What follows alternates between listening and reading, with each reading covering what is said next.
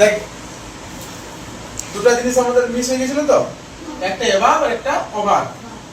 তো এভাব উপরে বুঝাতে এভাব বসে, আর ওভারও উপরে বুঝাতে বসে। Now the question is where to use above and where to use over. Clear? Over এভাবও উপরে বসায় বুঝাবে, আর এই ওভার থেকেও আমরা বুঝতে পারবো উপরে। কিন্তু এটা দুটো সিমিলার মানে নিয়ম আছে, সেই নিয়মগুলো যদি তোরা জানি যাস তাহলে আমরা ওভার আর এভাব বুঝতে পারি তাড়াতাড়ি পারি।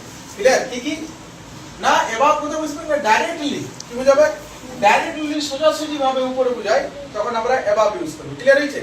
যেমন দেখ এটা ডাইরেক্টলি বুঝাবে, সোজাসুজি ভাবে ডাইরেক্টলি কি বুঝাবে,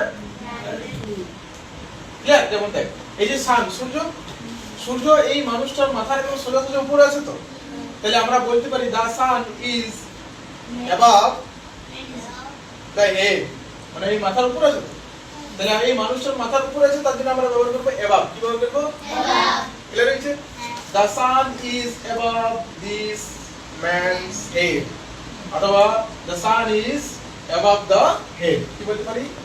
দা sun is above the head of the standing man. এই যে দাঁড়ায় যে লোকটা আছে না, এই লোকটার মাথার একদম সোজাসুজি উপরে আছে, তার জন্য আমরা কি ব্যবহার করলাম? এভাব। ক্লিয়ার হইছে? এটা নড়চড় হবে না, এই সানটা কি লড়বে? সানটা লড়বে কি না। কিন্তু এইখানে দেখ ওভার কথা ব্যবহার করব, ওভার উপরে বুঝাবে, কিন্তু মুভমেন্ট বুঝাবে। কি বুঝাবে? মুভমেন্ট। মুভমেন্ট মানে কি? নড়াচড়া করবে। ঠিক আছে? তখনই আমরা আবার ব্যবহার করব ওভার। যেমন দেখেন এরোপ্লেনটা আছে, এরোপ্লেনটা উড়ছে, কিন্তু এরোপ্লেনটা একটা জায়গায় ওড়ার পরে আর কিছুক্ষণ বাদে আর কোন দূরে চলে যাবে। সেজন্য পাখিটা উড়ছে, পাখিটা একটা জায়গায় উড়তে উড়তে আবার চলে যাবে। এই মানুষটার মাথার উপরে তো উঠে এসে, তাহলে আমরা বলতে পারি the bird is flying over this man's head. Okay? অথবা আমাদের মাথার উপরে যদি কোনো পাখি থাকে তখন আমরা কি ব্যবহার করব? আমরা বলতে পারি the bird is flying, okay, dash our head. এখানে তাকা, এই যে পাখিটা উড়ছে এখানে আমরা কি ব্যবহার করব বল? এখানে এভাব ব্যবহার করব না ওভার ব্যবহার করব? ওভার। কি ব্যবহার করবি? ওভার। তাহলে এখানে কি বসবে? ওভার। তাহলে the bird is flying over our head। এখানে ওভার কেন হলো বুঝতে পারলি তো? কারণ এই পাখিটা এই মানুষটার সোজাসুজি থাকলে এর মুভমেন্ট হচ্ছে, কি হয়েছে? মানে এক জায়গা থেকে অন্য জায়গায় চলে যাচ্ছে, তার জন্য আমরা ব্যবহার করব ওভার। কি ব্যবহার করব? ওভার।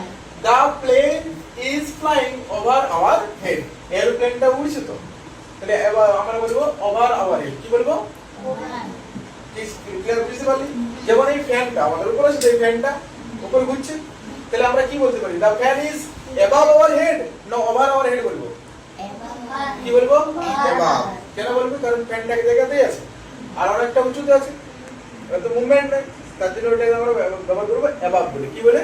অ্যাবাভ। তাহলে আশা করি অ্যাবাভ আর ওভার দিয়ে বুঝতে পারলি, কোনো অসুবিধা?